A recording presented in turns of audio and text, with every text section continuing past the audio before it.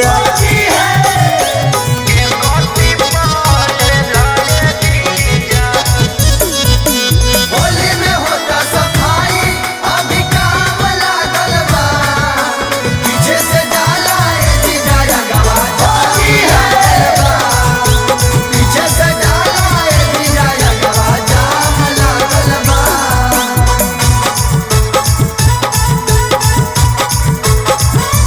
बड़ी सिहरो हकई जीजा जोबाना हमार पीछा करिया से जी दाना एक छोटा मार।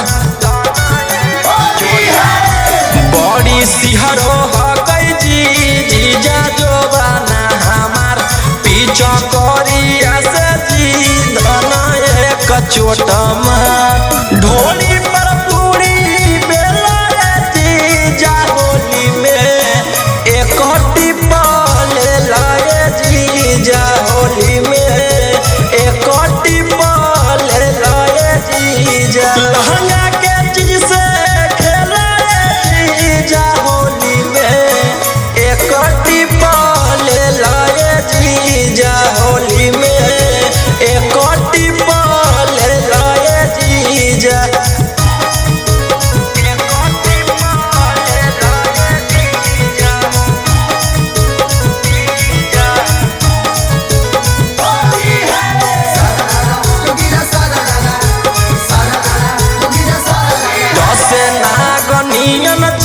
मोर चोलिया के डोरी बिख चढ़ल जाए जी राजा रौशन दुनोरी।